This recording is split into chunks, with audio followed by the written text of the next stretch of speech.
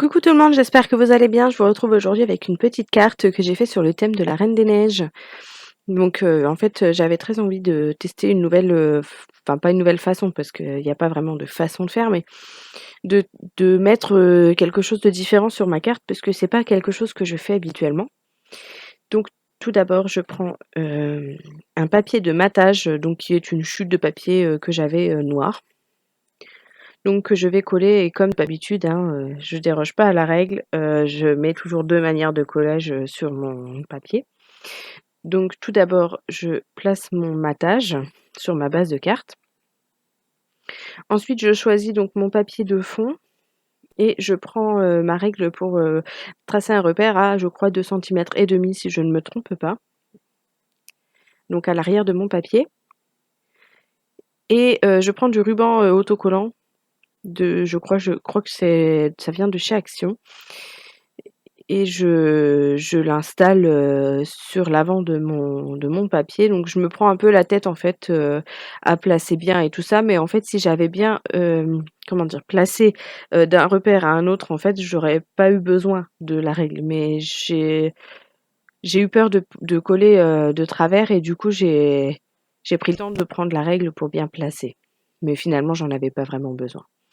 Donc je vérifie que ça me convient. Donc j'avais, coupé déjà mes papiers au bon format avant de d'allumer la caméra pour éviter de perdre du temps et de faire, des coupes, dans la vidéo inutiles. Parce que je trouve que la vidéo est beaucoup plus fluide, s'il y a pas beaucoup de coupes ou tout au moins des petites, coupes, pour enlever les moments où je réfléchis et tout ça. Et moins j'ai de coupes, dans ma vidéo et mieux, ma vidéo me plaît, je vais dire, voilà. Donc je place mon fond. Donc c'est pareil, hein, c'est une chute de papier. Là, j'ai fait avec que des chutes, en fait. Que des chutes, c'est ça, parce que en fait, vous allez voir après que je vais encore utiliser cette chute de papier cadeau que j'ai collée sur du cardstock blanc, donc une chute de cardstock blanc aussi, où j'avais fait des traces dessus et du coup, bah, je pouvais pas l'utiliser tel quel, mais là, avec quelque chose de collé dessus, c'était nickel. Donc je découpe mon petit personnage, donc qui doit être Elsa si je ne me trompe pas, et je détourne. Donc là, je prends quand même bien le temps de faire comme il faut, mais j'avais collé à l'avance pour que justement ma colle soit bien sèche quand j'allais découper. Parce que vous savez que le papier cadeau, c'est un papier qui est extrêmement fin. Et si vous le collez et que vous découpez par exemple tout de suite, en fait, vous avez toutes les chances d'arracher un morceau du papier et que ça vous fasse un accroc directement, quoi. Et pareil, quand vous collez votre papier cadeau, prenez bien le temps de bien lisser le papier pour éviter d'avoir des bulles avec la colle. Surtout si vous utilisez par exemple une colle liquide. Alors là, vous avez toutes les chances que votre papier cadeau il gondole. Le mieux, c'est d'utiliser, enfin, pour ma part, hein, ce n'est que mon avis personnel, mais le mieux, c'est d'utiliser de la colle en stick pour pouvoir bien mettre de la colle partout et de bien lisser votre papier, par exemple avec votre plioir, pour éviter les bulles et les petits effets d'ondulation du papier.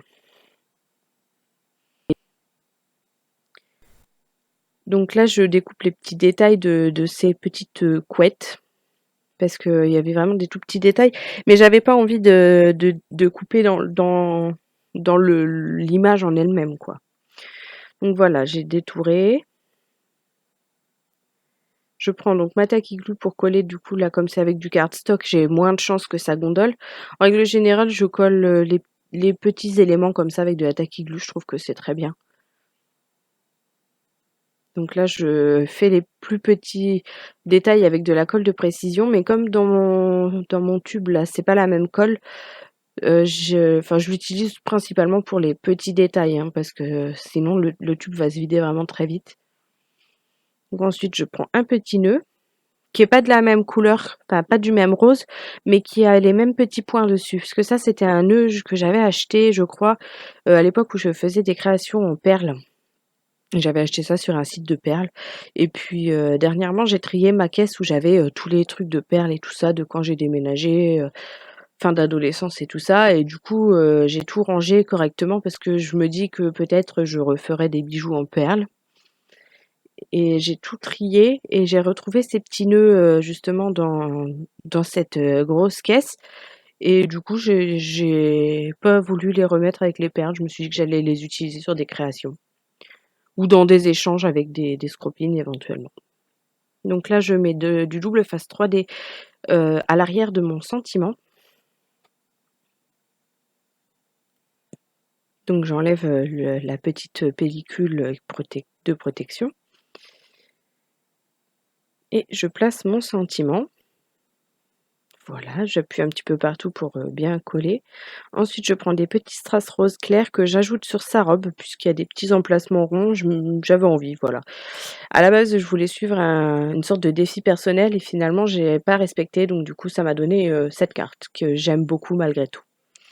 Et on arrive à la fin de cette vidéo, j'espère qu'elle vous a plu et je vous dis à très bientôt pour une nouvelle vidéo.